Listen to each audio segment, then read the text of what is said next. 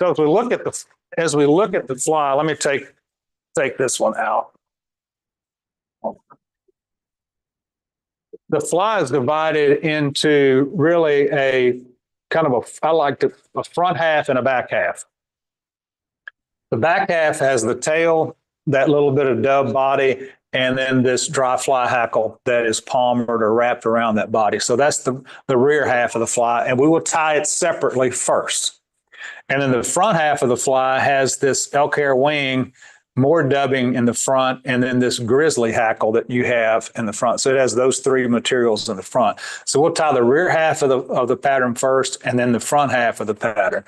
Now, go ahead and get a hook in the vise, and let's talk a little bit about proportions, because we're going to divide that fly into those front and rear halves. All right. Man, y'all can see every mistake I make with that. It's pretty clear. Okay. I want you to find a point that is halfway between the point of the hook and the eye of the hook. And I want you to start your thread right there. Now, if you look at pictures online, and even if you look at my sample, it looks like that front section of the fly doesn't go back that far, but it actually does. Underneath, it goes back that far. So we want to start our thread at some point. Now, you don't have to actually measure, but at some point about halfway between the front and rear of the fly. Where's my scissors? Here we go. And that point is going to mark the front edge of the rear portion of the fly, the front edge. So when you're tying your material on the rear, when you're dubbing and doing everything else, don't go in front of where you stop your thread here. Leave that front part of the hook open and make relatively touching wraps back down into the bend just a bit to about where the barb is. This is not a barbless hook, so about where the barb is. And then bring that thread back to about open spiral back to just short. Now, again, these proportions are important, just short of where you started your thread, and let it hang right there. Where the spiral wraps coming back? You can do spiral coming back, yeah. Yeah, just kind of get your thread back up there. And notice I stopped just a smidgen back from that front edge of that thread. And the reason I did that is we're going to tie in our elk hair tail. And when I trim off that excess elk hair, I don't want it to be in front of my thread. In other words, when I trim off that excess elk hair, I don't want it to be in front of this point. I'm really working hard to keep that front clean. So you have two types of elk hair. You have a light colored bunch and a dark colored bunch. The dark colored bunch is just natural elk hair. And the light colored bunch is bleached cow elk.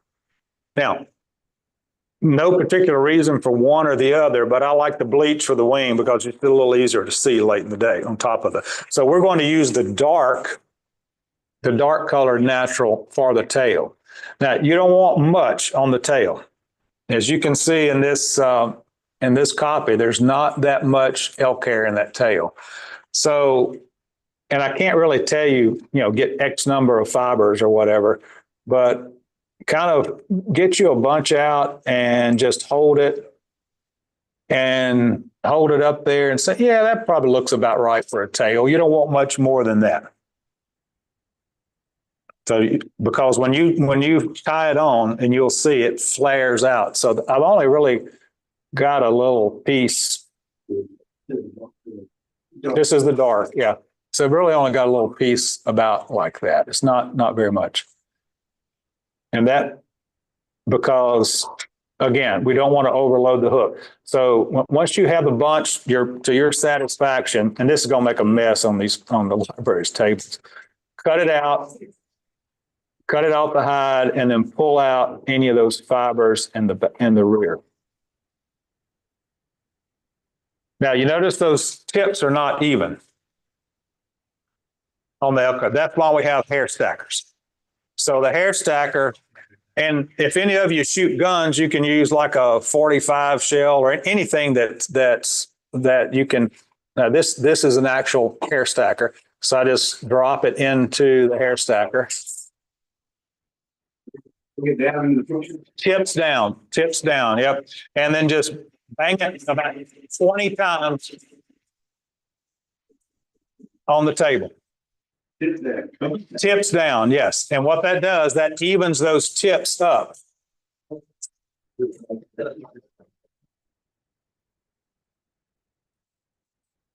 So theoretically,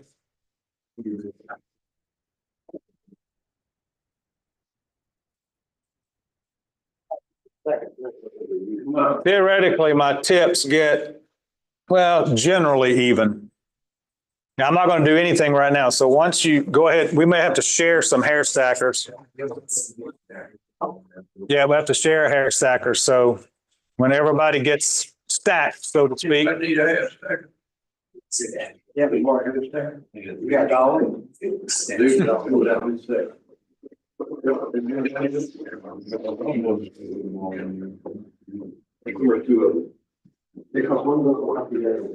not going to, they're not going to be, see, I still have a few fibers that aren't quite at the end, but you know, it's fine.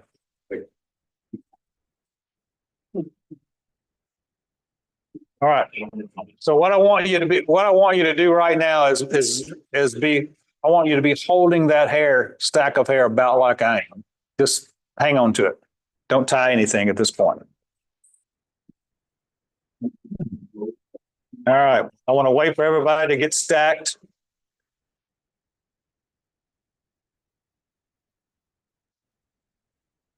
And on a hair stacker, I mean, you want to lay some strength into it.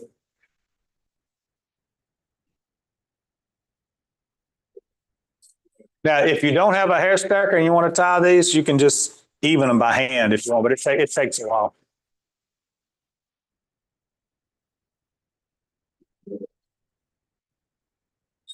Okay, anybody not yet stacked? I guess if that's a term. You stacked, David? I know. Well, not my wife's. Frank, we have children on the Zoom. 3 months. Well, almost 4. Okay. So now the tail of this fly is very short compared to what we've done before. We don't want if you look at my copy here again that I've finished, you see that the length of the tail is not much. It doesn't extend much past the bend of the hook, well, by about a hook gap. So it's a fairly short tail. So I would say like right about there. Right about there. Now, so once you take your fingers and just snug them down on the hook and get your tail about right there and hold it right there. And then take your offhand and grab those fibers and let go of it. And you should be left with something like that.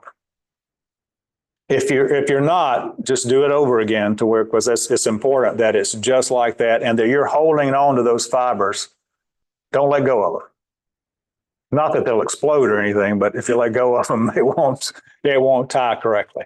So once you're at this point, is everybody kind of with me? We want to stay together here. Okay. Once we're at this point, now I also want to say this about your thread. I only have about 1 inch of thread between the tip of my bobbin and the hook. You want to keep your thread, except when we're doing the dubbing, you want to keep your thread short. That way you can keep tension on your thread the entire time, because tension on the thread is very important. Now, when I start tying this, I am not going to let go of the hair. I'm not going to let go of the hair at all. I'm going to make, and watch me do it once. I'm going to make 1 loop, 2 loops that are not real tight, but then I'm going to tighten down on it, and that hair is going to flare out like that. But I have not let go of the hair. That's really important. And I'm going to take 2 or 3 more. So I have a total of about 4 tight loops right now.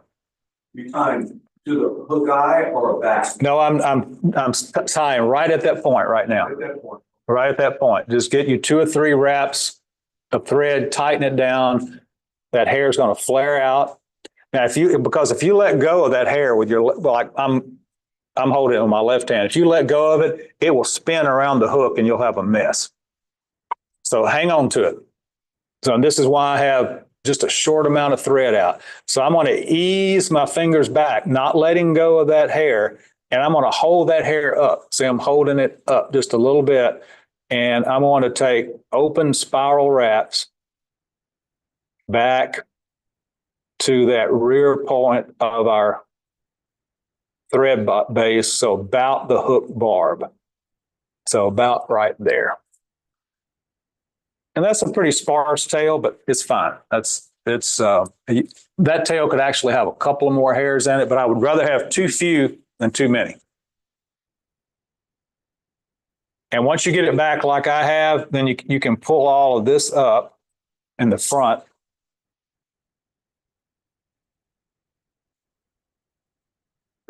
And trim it off, yes. And you can see why I had my thread. I started my tie-in back from that front portion of my rear body because when I trimmed that elk hair, I did not want it to go in front of that significantly. Oh, yeah. Now, if you want, you can go forward with your thread like this and come back with it, but it's not necessary. But I'm going to bring my thread forward to about the hook point and let it hang right there.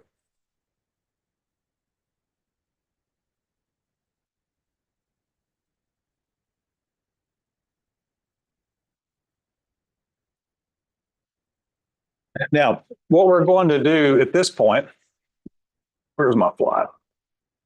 We're going to tie the brown piece of hackle in that we're going to palmer up this body with, and then we're going to dub the body.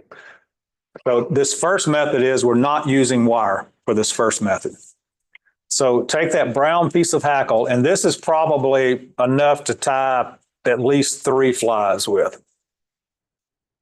And find the base end of your hackle, whichever direction it is. What's that, Robert? It's called brown, but yeah, it's kind of a reddish brown. Yeah, it's kind of a rust. Yep. So at the very end, take and kind of pull down toward the tip of it, pull out a few fibers. And then strip those off. Strip those feather fibers off. So you're left with about I don't know, what is that? 3/16 of an inch or so, something like that, of bare stem. Now there is a dull and a shiny side to your feather. If you'll look at each side of your feather, you'll see that one side is shinier than the other side. This feather doesn't really have a concave, but it is a bit concave. We want that dull or concave side toward the hook. So I want you to hold. Actually, I'm going to move my thread back a little bit. I want you to hold that feather at an angle, just like that. With that bare stem. Don't flare them out. Flare out just about maybe 3/16 of an inch and strip them off. No more than that? No more than that. Oh, well, I done did it. Strip it off. That's fine. Yeah, it doesn't matter. Now, there's another technique that I do sometime because I'm going to wrap this feather in this direction. I sometimes strip a little bit more off on the other side that I'm going to wrap, but we're not going to do that. So hold it. The dull side or the shiny side? Dull side toward the hook. So dull side would be away from you, Orlando, away from you. And then I just take and grab that tip with my thread like that. And I'm going to pull it back. I want the base of those feather fibers to be right where my tail starts. So right there. So, and just lash down that little piece of bare feather stem and bring your thread back to the hook point.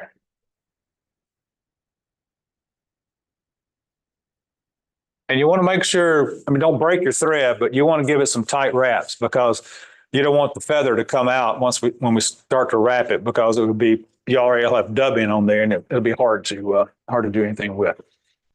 All right, so now you should have a little patch, a little ball of yellow dubbing. And this is Hareline's pale yellow. This is just rabbit. This is not Hare's Ear Plus, which is very spiky dubbing. This is their plain rabbit used for dry flies, nymphs, things like that. And you want to make a very sparse dubbing noodle on your thread. So I have about an inch out right now. So I'm going to pull it down to where I have about 2 inches out. And I am going to take just the very thinnest. I mean, you see, that's hardly anything of a piece, and wrap it onto the thread. Remember, just use your fingers like this in one direction. And I'm going to add a little more on top of it. You just don't want to add too much at one time. And we want to just work our way to where we have a little noodle that's about 2 inches long.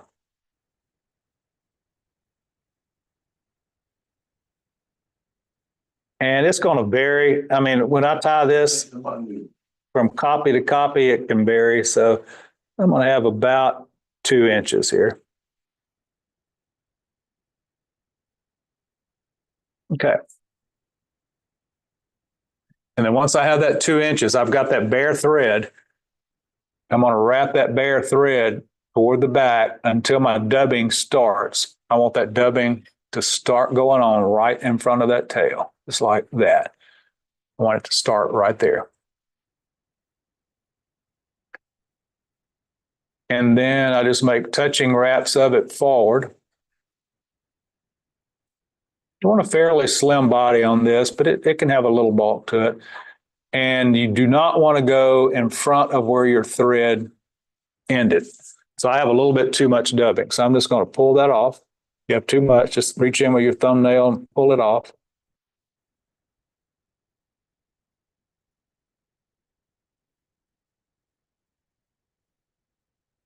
And when you pull it off, you sometimes need to go in and trim a little bit.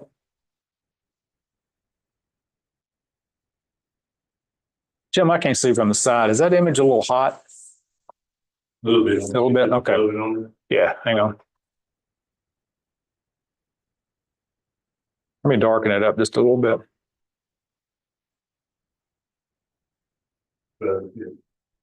Maybe a little too dark.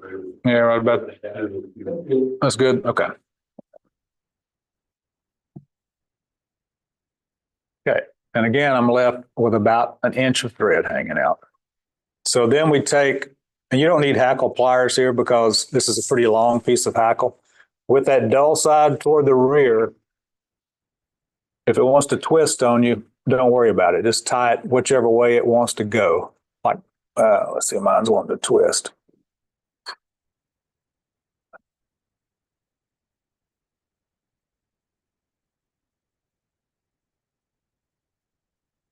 We want to make open spiral wraps forward.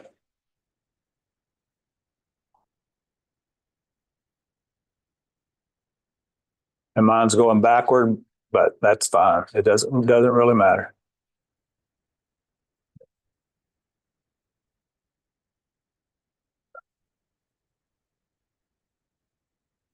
And when you get to your thread, stop right there. Ideally, my feathers are pointing forward. Yours should be pointing to the rear if you can get your feather oriented that way. Mine just refused to go that direction. And then so once you're there, take a wrap of thread over the top of the feather, over the top again, and kind of cinch down on it. And then reach in and trim off your excess. And hang on to that piece because we're going to tie another piece of another fly with it.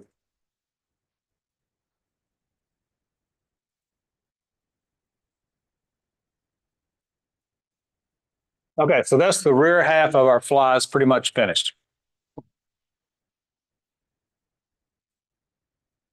Not at all. All right. Classy. Yeah. Okay. Now, for our next, we're gonna tie the wing in next, this piece, this elk hair wing, and we're going to use that bleached elk hair, the light colored elk hair. Now, I don't think you want half of that clump, but you want a pretty nice clump of this, and you kind of have to just you want several times as much as you had for the tail. If I flatten it out in my fingers like this, it's so about 3/4 of an inch of hair, something like that. And you just kind of guess at it. It's fine. And trim it off the hide.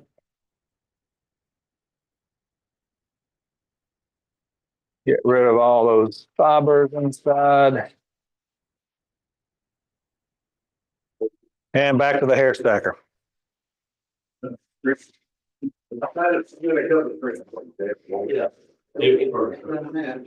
Tip first, yes. Because the purpose of the stacker is to align the tips. So we want the tips first.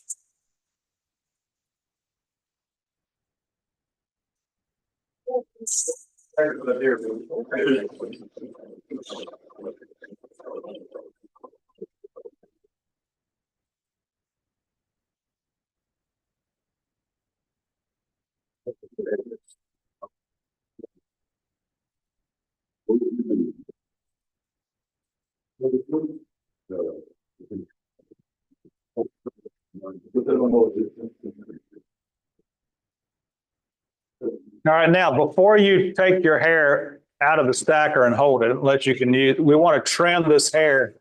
We want to make a little ramp for our wing.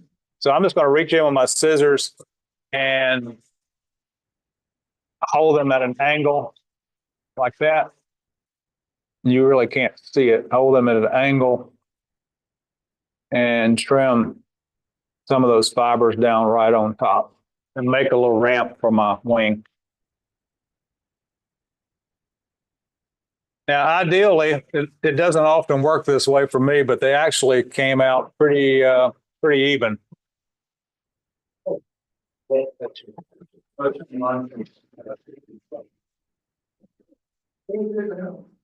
What is?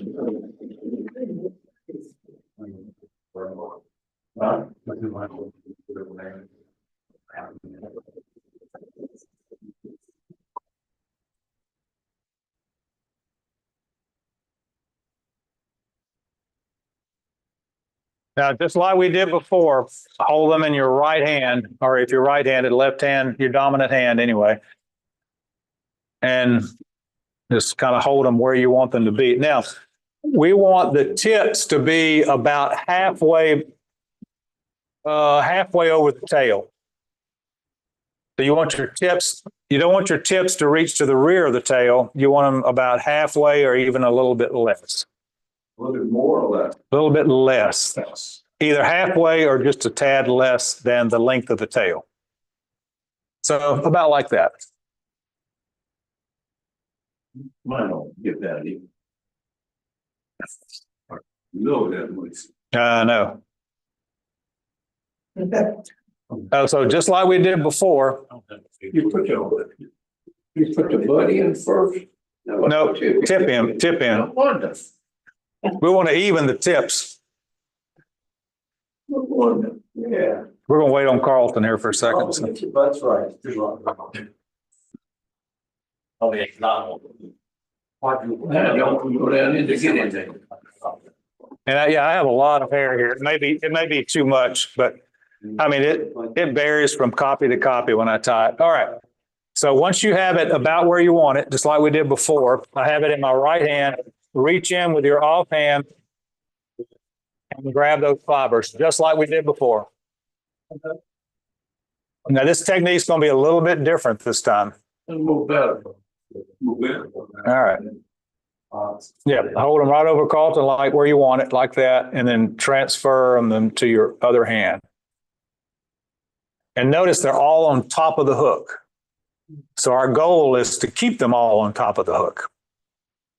And again, if I let go with my left hand here, they will spin around the hook. which is how people make deer hair poppers and spin deer hair, but we don't want that to happen here. So I'm going to take a couple of wraps Right in front of you. right in front of your hackle and pull it tight. And then I'm going to take a few more. I'm taking quite a few more there.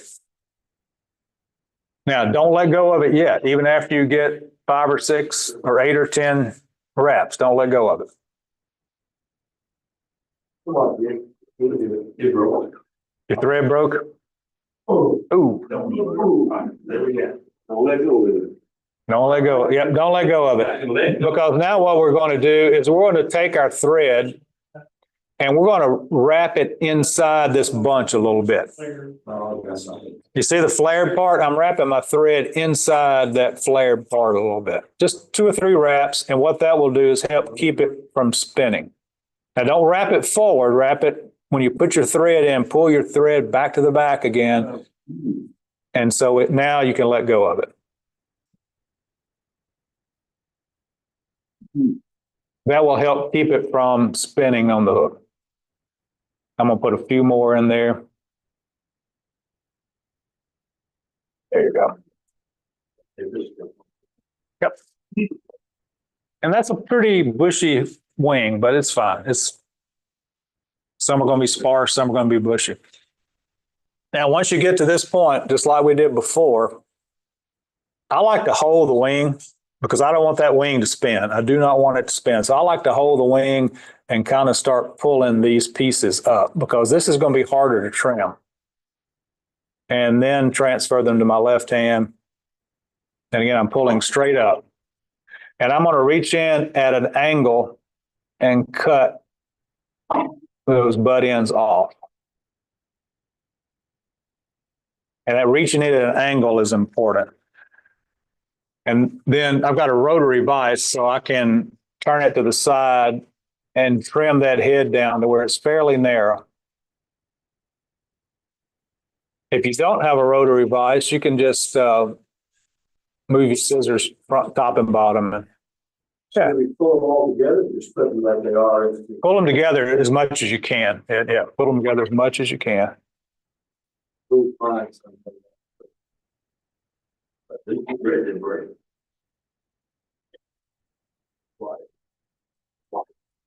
Now, if you've ever seen an elk hair caddis fly, you'll see that it looks very much like this. This is the one. This is just like the wing. If you tie an elk hair caddis, this you would have the wing complete.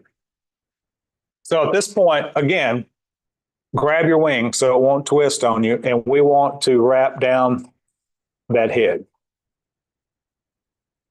And so wrap down toward the hook eye, then wrap back up again. And you're not going to get them all to lay down. You don't really need to. That's okay. Kind of like that. And I'm going to get rid of the little wild hair or two there. All right. Just wrap all the way down to the hook eye. Yep, down to the hook eye and then back up again. Build from the testaments and teaching. What's that? My fly looks okay. Looks good. Proud of you, Frank. My ability, I think it's your teaching. No, you're up in your game, Frank. That's what it is. That's what this fly is going to do for us. It's going to up our game. Think about precision and proportions here. Oh. All right. I look like you just woke up. Going all the way here. Did it spin on you, Carl? Yeah. Oh, yeah.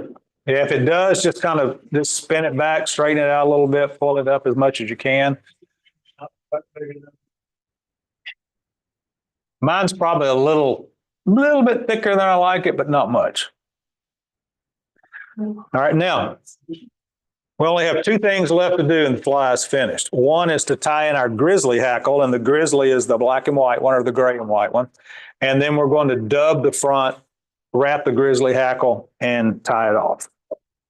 So just like we did before with the brown hackle, we want to strip a little bit. Great. The old side toward the hook again? The old side toward the hook again. Yes, just like before.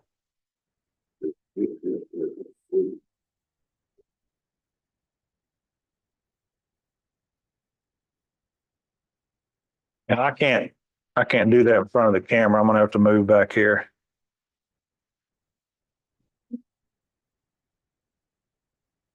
Doesn't have to be the same thing. Yes, so hold it at an angle with that little, I've got that little bare stem there.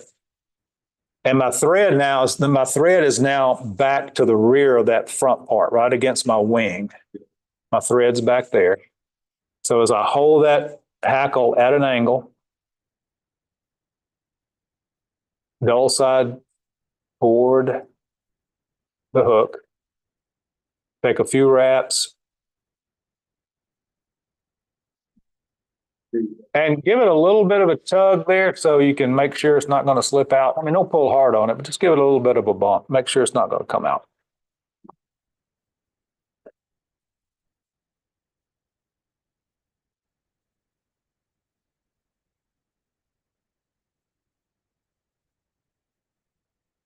Okay, we're all together. Good. All right. Reach for your yellow dubbing one more time and get just a tiny piece and make yourself a little dubbing noodle, maybe about an inch long. Because the thing we want to avoid here is crowding the eye of the hook. And I seem to, yeah, I seem to always crowd it as well. So, All right. So we want to start that dubbing back right against our wing there, just like that.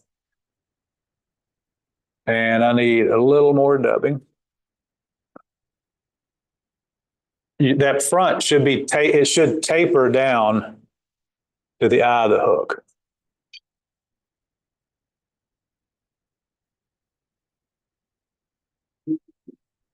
Kind of like, something like that. What hook are you using? It's a good question. I don't know. It's a J Stockard, but these hooks are 3X long. They're called 3X long curved multi-purpose hooks. 3X nymph would work. No, nymph's a heavy wire hook, and it won't float as well. So Tiemco, of course, they're expensive, so few of us buy their hooks. They're the equivalent of their 200R is what this hook is. It looks like the same hook that, what size is it? So same hook as an A&W, except A&W is on a heavier hook. Well, sometimes I tie it on this hook too. This is a 14 though, right? It's a 14, yeah. And the Daaichi number on it, if you like Daaichi hooks, is 1270. 1270. Uh-huh. 12 what? 1270. 1270 is the Daaichi for the Daaichi brand hooks. Well, you said 200, Or Tiemco 200R. Okay. That's kind of the quote famous version of this hook. Yeah. Yeah. All right. So now let's pull out about an inch of, we want about an inch of thread there. And we're going to start again, palmer this hackle. So take one wrap right in front of the wing. That's one wrap, two wraps, three wraps, four wraps. That's probably all I'm going to get in. Bring my thread over the top of the feather butt, and don't worry about trapping fibers. We're going to take care of those in a little bit. Get at least two wraps and kind of snug it a little bit before you reach in and trim off your butt end.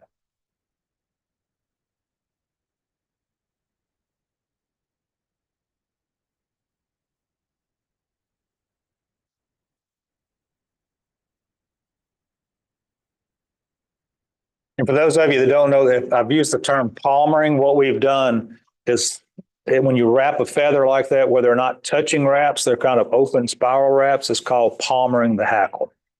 Woolly boogers is the more common time we do that. So now take your fingers, or if you have a tool, a bobbin with a hole in the back of it, you can kind of shove it back and grab those fibers. But I'm just going to sweep them back with my fingers and make yourself a nice little thread head there. Trying not to get too many fibers trapped. I always manage to get a few.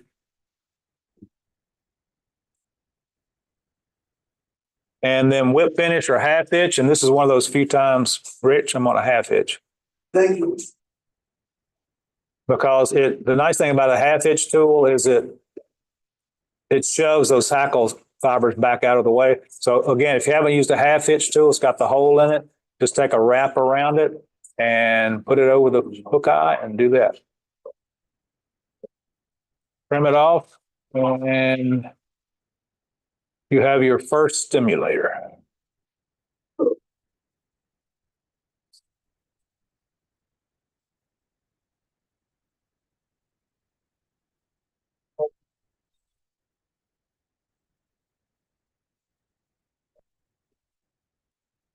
Peter, Blake, and Mark, how are y'all doing online? Good, very good. Doing great. All right, good. This is the way I generally tie them without the wire like this. But we're going to tie, if you look at recipes on the internet, and I have tied them with wire, it's a little more durable because if a fish's tooth grabs that hackle in the rear, it's going to rip it out without any wire over it.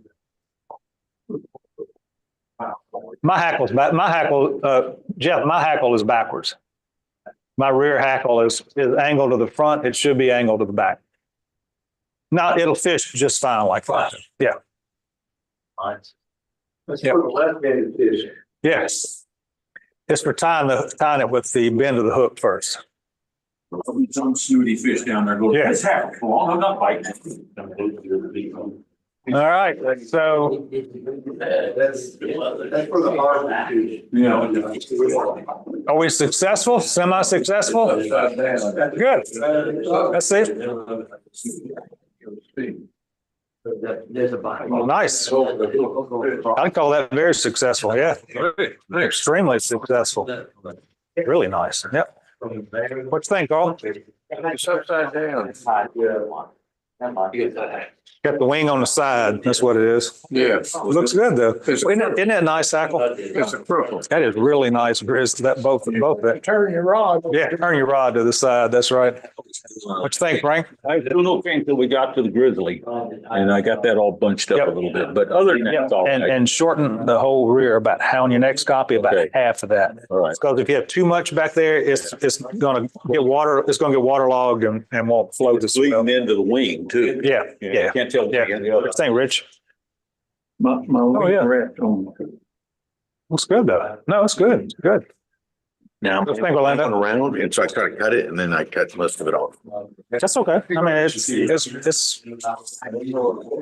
Mine kind of wrapped also. good. Less dubbing on your rear half on the next stop. Okay. A little bit less dubbing. What do you think, Dave? This is a tough fly, man. Did you get the whip? Did you get the half hitch done? That part, I'm not sure how to Okay. do. All you do is just wrap the thread around it like that. Okay. And then push it over the hook eye. Whoops. Yeah, I got Tighten that down. pretty proud and hook on it. Yeah, less dubbing, way less dubbing. Okay. And dubbing is one of those things that you want any amount, just wrap it around, just wrap the thread around it. Easy. That's it. Just do that 2 or 3 times and trim it off. All right, actually, you've done a bunch of it before anyway. So. Yeah, me too. Yeah. It's terrible, Bill. No, it's not. That is success. All right, round 2. Round 2. I'm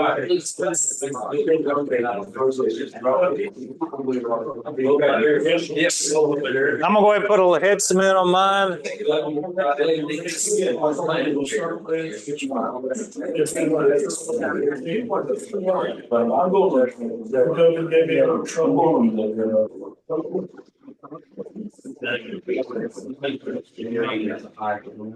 Okay, now for the next version, we're going to do a little bit different. We're going to do 2 things, well, really 3 things different about it.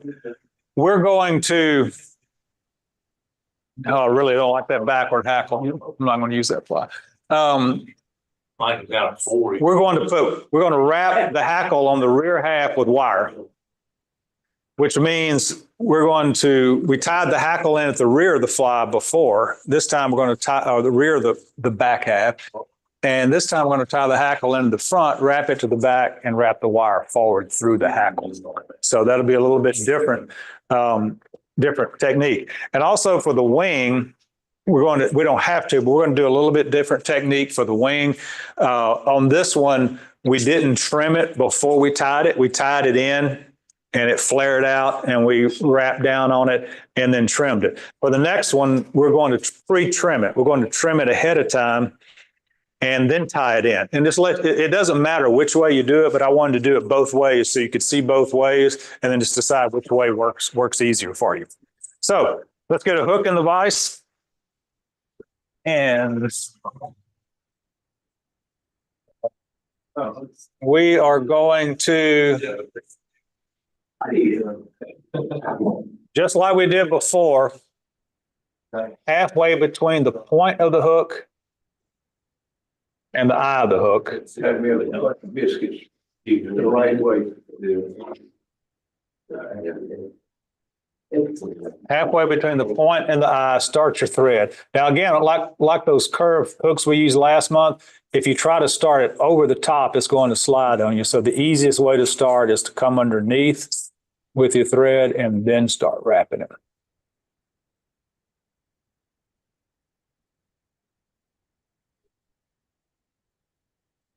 And then I trim that off. And again, just like before, make close to touching wraps back to the barb, just like we did before. So about there, and then you can spiral it back up to. I'm gonna move mine a little bit. To spiral it up to just behind the forward point of our thread. Just behind what? Just behind that forward point of our thread. See where mine's hanging, Mike? And again, these little details are kind of important on this fly because when we trim that elk hair for the tail, we don't want it to go in front of that point. We don't want Make the tail too long. we do not want to make our tail too long. That's right. So again, go back to your dark elk hair and grab a small portion of it. I'm going to make a little bit bushier tail than I had last time. So I'm going to get a few more hairs than I did before. Trim those off at the base or near the base. Hold it near the tip and get rid of those little fiber or those little short hairs and then stack away.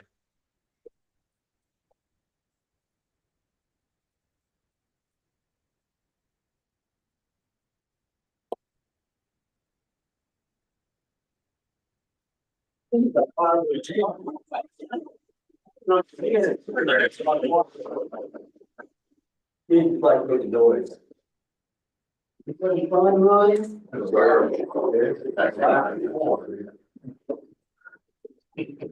All right, mine actually worked this time. So that's the way it's supposed to look. And again, I just take that out with in my case, my left hand. Transfer it to my right. All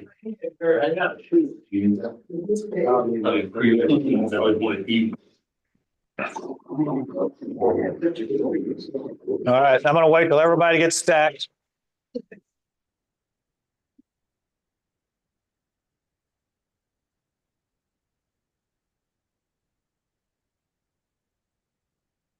It's like shop clamp. The sound of stacking in the evening. Building bird house. It does, yeah. And again, don't go too far rearward with those, just a little bit beyond the bend of the hook. Transfer to the left hand, in my case, the left hand. Hang on to those hairs. Make a couple of loose wraps, tighten down on it, and make a few more tight wraps. And make sure you hold that hair on top of the hook. And hair will go everywhere. And you can make touching or spiral wraps to the rear to just above the barb and tighten down. And I'm taking my thread back to about the hook point there. 70 denier. Yeah, 140 gets really bulky on this fly. So I reach in with my scissors. And you notice I'm just trimming flat like that. So I don't really have much of a butt end. And since I've got a little bulge in it there, I'm going to wrap forward just to kind of wrap that down.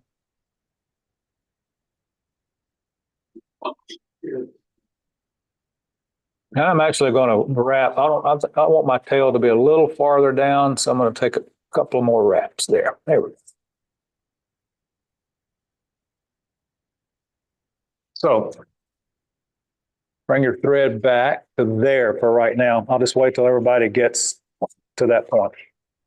And our rears speaking out like that too. It should, yeah. If you tighten down, it flares. And you want it to flare in because that flared hair sits in the surface film of the water and helps the fly float. Yep. All right, you should have a piece of wire, a piece of gold wire. And this wire is UTC ultra wire, and this is small size. We normally use brassy for most of our work, but this is small size. So I want to move my thread to near the front, not at the front, but near the front of that body. And I'm going to line the wire up right with my thread. And I do not have to make touching wraps, but it can be spiral or closely spiraled wraps all the way back to the base of the body. Where'd my wire go? Yeah, I've got the same problem. Can't find it. Need the wire? I've got more wire if you can't find it. You left wire in front of you going forward, next to the, What is it, Ronnie? where did you start the wire at? I started with the tip of the wire right at the just behind the front edge of where my body stops there. Yep.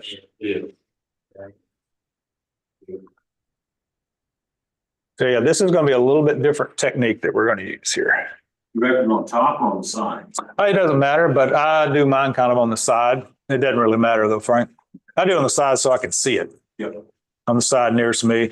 And you can see, I don't know if you can see on the screen, but my wire runs down that side right there. We better go home.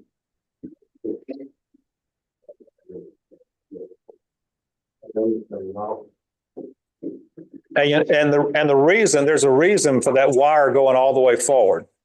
There's also a reason for starting tying that elk hair forward. Is that just my eyes or is it blurry? Oh, good. Okay. So it's not me then. All right. I thought. All right, one block. Yeah, I thought something was going on here. Yeah. Notice everything, like the elk hair, we started here with it and we started with the wire. That keeps that body even and smooth. If I'd started the elk hair way back here, which I could have, it'd tie in right there, but I'd have this big bump in my body and I don't want that. And also the wire, there wouldn't be much of a bump, but you just don't want a bump in your body, you know. All right. So what we're going to do now is dub forward, dub the body. We're not going to tie the brown hackle in yet. We're going to get our yellow dubbing and pull out about 2 inches of thread.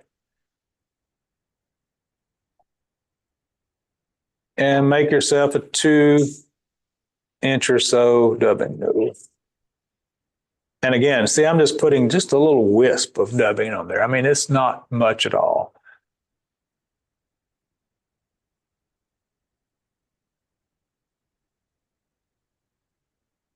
Dry flies, unlike nymphs, usually have fairly slim bodies, not really buggy, though some do. So I have about 2 inches there. And then I wrap that bare thread back to where my dubbing starts, right at the base, right there.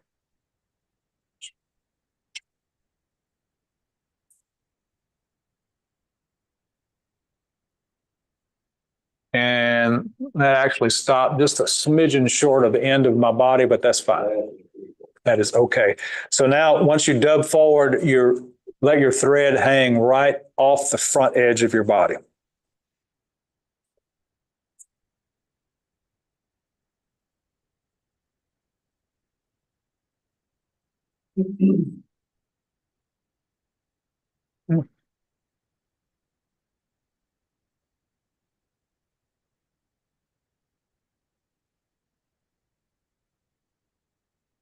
Okay. Are we good to that point, or we need to wait just, we want to all be together right here, so, at this point. Good? 5.5 seconds. 5.5 seconds. Yep. I was gonna give you just 5. You're good. That wasn't even 5.5, Mike. That's good. So next, as I said, this is a slightly different technique. Remember, in the last version, we tied the feather in at the rear, wrapped it forward, and tied it off at the front of the body. This time, we're going to tie it in here at the front, wrap it to the rear, and use the wire to tie it off. This is a kind of a classic woolly bugger technique. I don't tie mine that way, but that's the original woolly buggers are tied this way. So again, strip a little bit of those fiber, a few of those fibers off. Get yourself a little stem. Doesn't have to be much. Are you gonna counter wrap one with the other or? No, not really. You could, but I'm not going to. I hadn't seen that it really makes that much difference, Jeff. Sometimes I do just to make it look better, but so I'm going to hold that stem at an angle and notice that the base of my stem is right there at the front edge of the body. Everything's lined up as exact as I can make it. And this is the first time I'm actually going in front of my body, and I'm just wrapping that feather down there. And I return my thread back to the very front edge of my body. So I wrap that stem down on the hook in that front section of the body, and I return my thread back to the very front edge of our body there.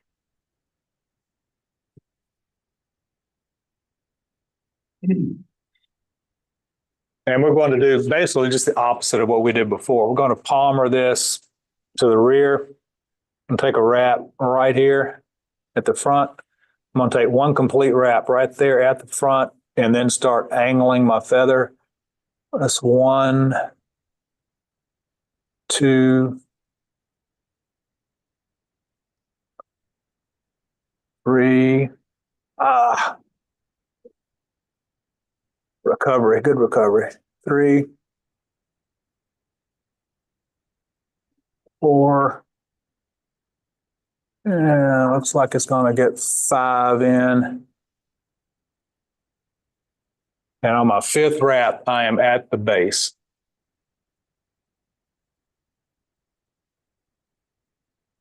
Bert, you have more than that?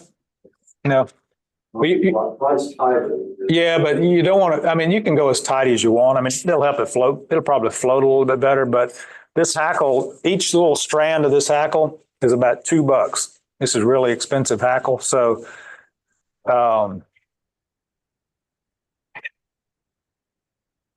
and what, like the amount I have on there is plenty to let it float. So now holding that feather up at an angle, take your wire, and just like we do with thread, I'm going to take a wrap over. And here's kind of a technique. This is kind of like Carlton's tension technique. I'm going to take a wrap over, and I'm going to take my middle finger in this case and put it against the fly and hold the tension on that wire. And I'm going to take a second wrap up. And then I can let go of the feather. But do not let go of the wire. Keep tension on your wire, and then make kind of a zigzagging motion with your wire as you wrap it in a spiral, not touching, spiral motion forward. In between the hairs. In between the hairs, yeah. And what I like to do, this is Carlton's method here of keeping tension. I like to put my finger against it, and that way I can let go of the wire. And I can get a new grip on it and then start spiraling it forward again. You need wire or something, David? Okay, hang on just a second. Let me get mine forward and I'll cut you a piece. Yeah. So again, put my finger there. I can let go of the wire. Go forward. finger there, let go of the wire. And I work my way forward. And then right here, I am at the front of my rear body. Right there. Once I'm there, take my thread, put at least 2 wraps. I'm going to do 3 over the wire. And then I'm going to sweep any of these wayward fibers back. And now, you don't want to cut the wire with your scissors here, but for the helicopter method, if you haven't really used it, get a little tension on your thread just to kind of hold it. And Cut your piece off, man. here's the wire, Dave, right here. Oh, you got your one. There you go. Thanks. Just take that back with you and just spiral it till it breaks off. And then go in and trim off your feather in the back. Now that's plenty. That is plenty to tie another copy of the fly. It only takes about 1.5 inches of this feather to tie a copy. All right, so I'm going to sweep that back a little bit. You got it there? Yep. Yeah. I need my scissors back. Nah, you gotta watch it. Just use your teeth. I can't start losing it. The objective is to make it with your fly, right? Yeah, the wire is a little more durable. So if you get a tooth in the middle of the hackle, it can stay a little bit better. I'm not sure it really is, but it's just a different method. Yeah. So now we've just like before, we've now finished the rear half of the body of the fly. And so now the front half is going to be the same as we did before, except for our wing, we're going to pre-trim it this time instead of trimming it after the fact. And again, you can just decide kind of which way you like the best. And to prepare for that wing, just kind of give it an angled haircut right on top. And if you don't do that, it still works fine, but just makes things a little bit neater. And we go to our bleached elk for the wing and kind of use what you picked out before as a guide to what you want this time. I'm going to do a little bit sparser wing on mine than I did before. A little bit.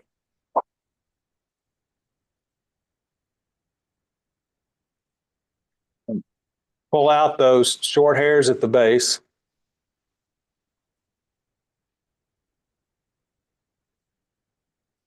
And so there. And then stack again.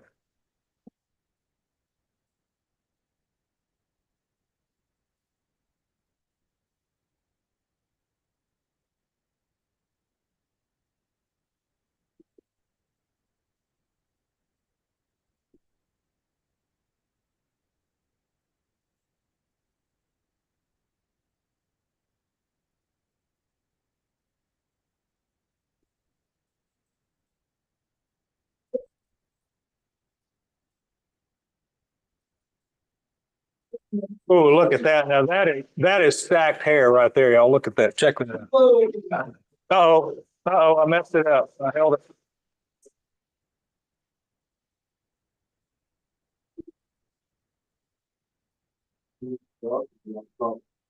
No.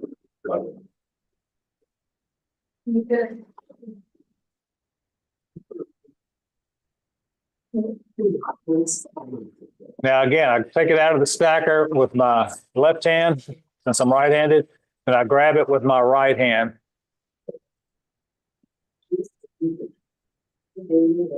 And we want the length of our wing to be about reach about halfway back on our tail. And I will wait till where everybody gets stacked, and then we'll tie the wing in. Yeah, don't tie your wing in yet. Are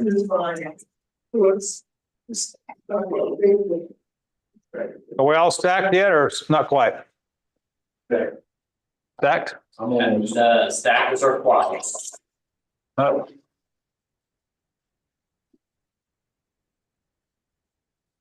Little stacking still going on back there.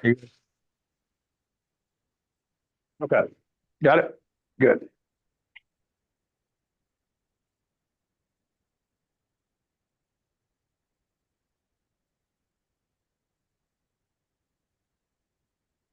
Is it hanging up in the stacker, Dave? Yeah, mine does that too. It hangs up in the stack and then it becomes unstacked. Yeah. Sure. Yep.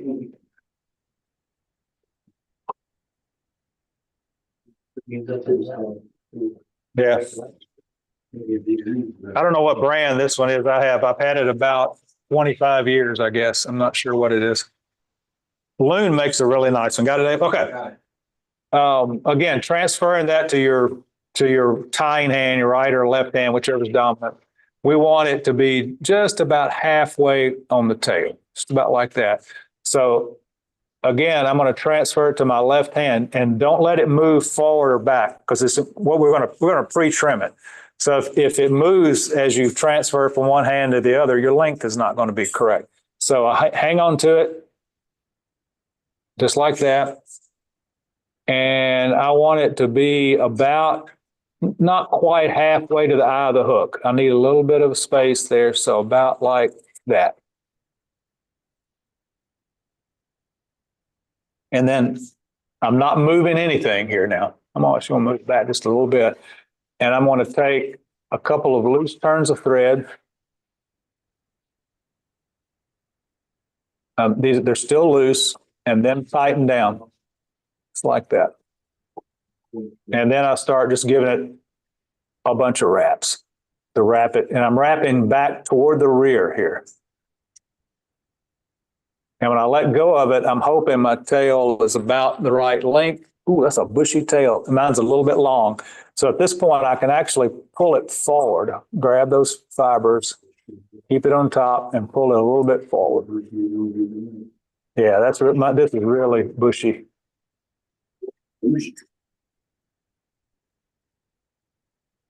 Pull a little bit forward. Yeah, there we go. Now, I'm holding that up on top of the hook. And just like I did before with the long wraps, I'm taking wraps into those stubs in the front.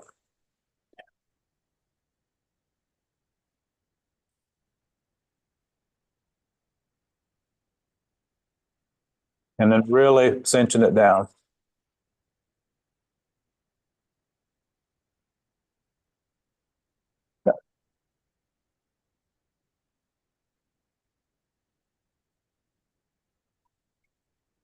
What do you like best, freeze trim or trim it after the fact?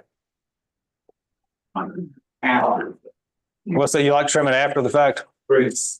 Freeze? I get the free because sometimes what I'll do is I'm doing this kind of technique. If you have it, it's always key to have enough room, like you said, pull back up the fit and get it Right where you want it? in relation to the eye. Sometimes you go over the eye and Yeah, and it gets crowded, yeah. put it back underneath the thread and get it where you want. Where do you want it? I generally pre-trim on this, but I'm kind of agnostic toward it. It's kind of either way. But notice I've got plenty of space behind my eye still. I've actually got bare hook behind the eye, which is nice. I don't always have that. So at this point, move your threads back to the base of your wing. And we're going to tie our Grizzly hackle in. At this point, everything's the same as what we did before. So I've got my piece of Grizzly hackle, dull side toward the hook. Strip a few of those fibers off. And it's not critical. You can have 1/4 of an inch. You can have 1/8 of an inch of stem, whatever you want. It'll all work.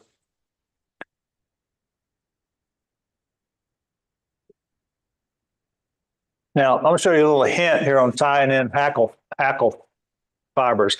They generally will want to twist on you. Just like my first copy that twisted and my hackle was angling the wrong way. Instead of holding it flat like this against the hook when you tie it in, hold it at a 90-degree angle to the hook like that when you tie it in. And that will set it up to wrap in the correct orientation. which I didn't do that when I tied the first one in. So instead of flat like this, because if it's flat, I'm bending it up and I've got to twist it to get it to turn in that orientation. But if I tie it in 90 degrees with the feather 90 degrees toward the hook shank, now when I bring it up, it's already at the correct orientation, as you can see. That's just a little hint.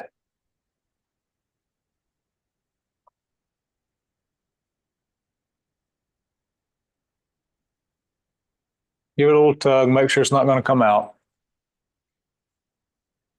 And I don't have to worry about little stray hairs like that because remember, we're dubbing over the head of it.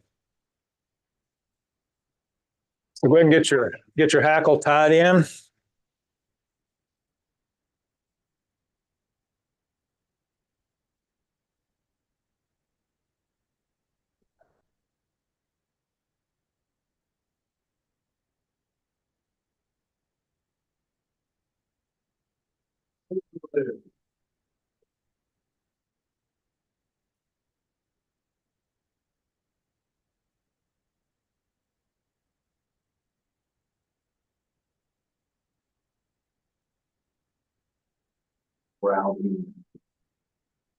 Okay, now go back to our yellow dubbing, make a very thin, roughly 1-inch dubbing noodle. And again, you can see I'm just using just a wisp of it.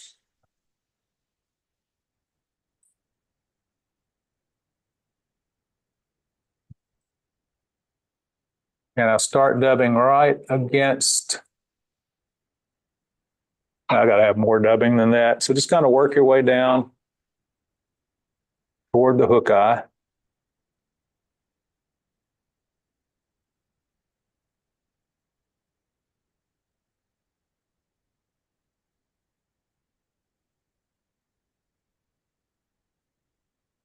And it should almost naturally, if you have a fairly even dubbing noodle, it will naturally taper down like that.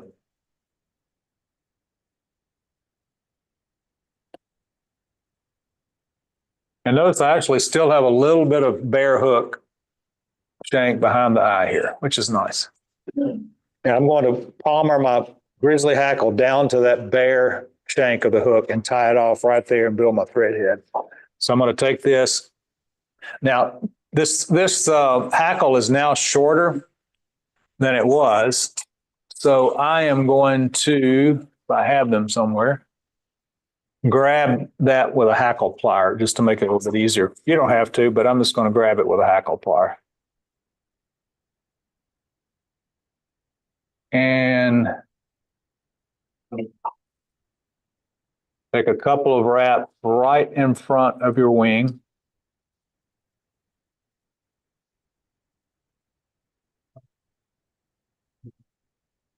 And then start palmering. There's 1, 2,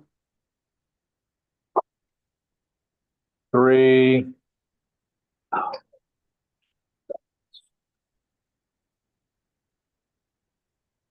4, and that's where it's going to stop.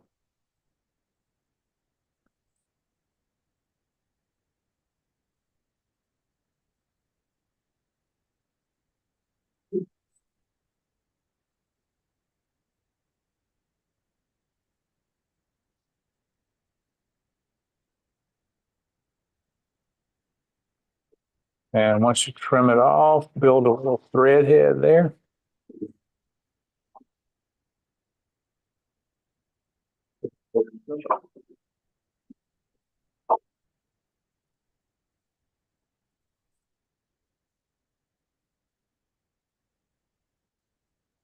And again, I'm going to use a 1/2 inch instead of a whip finish here. Whoa, that's too far back.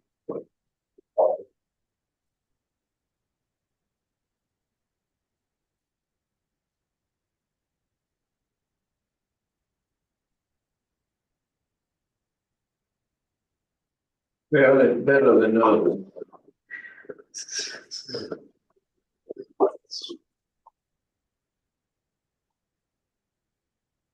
Yeah, Carlton, I don't know if mine is or not. It's fishable, but There.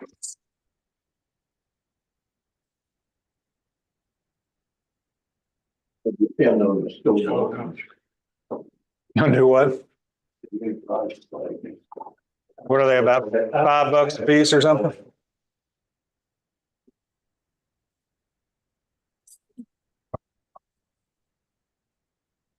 All right, get a little head cement on it.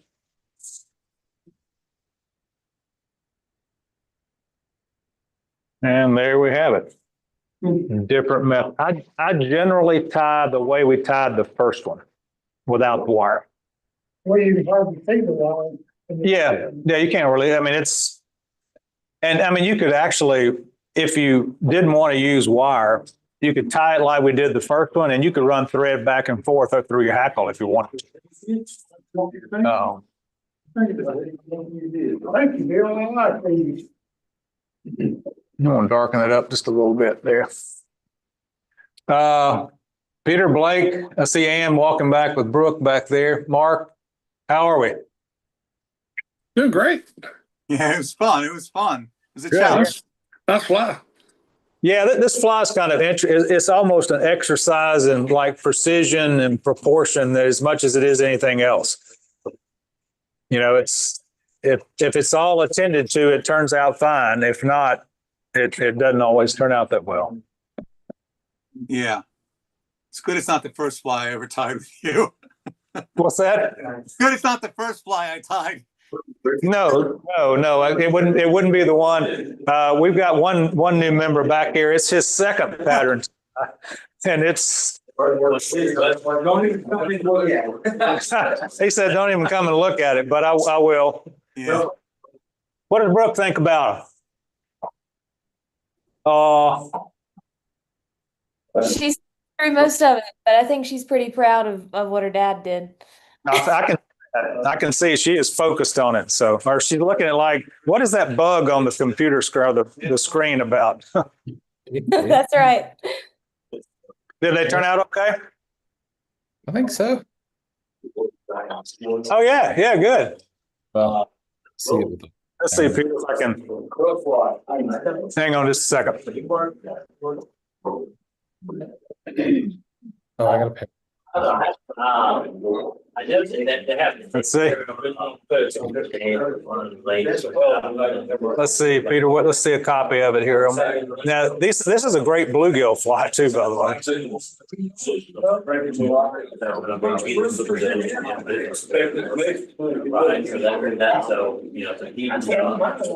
Oh yeah. Sweet. Looks good. Yeah. Looks good. Mark, how'd yours turn out? Oh, it's a fuzzy mess. Well, You can't see anything.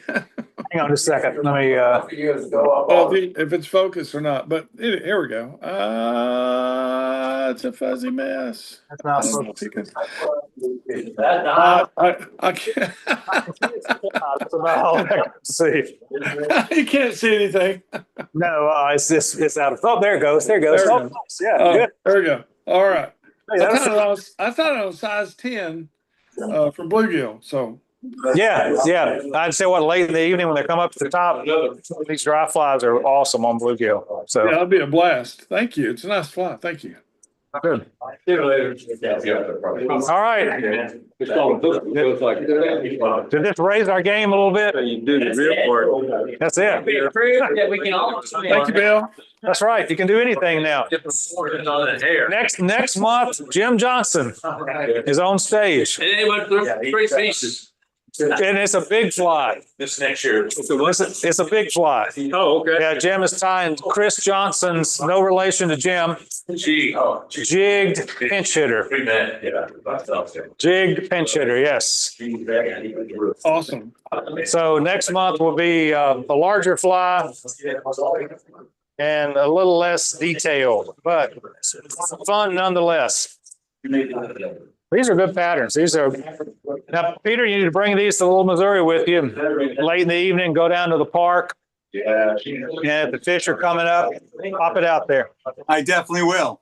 Good deal. All right, we're going to sign off. Good night, y'all. Good night. Thank you. Have a good night. Thanks so much. Thank you. See y'all next time. Thanks. Bye-bye.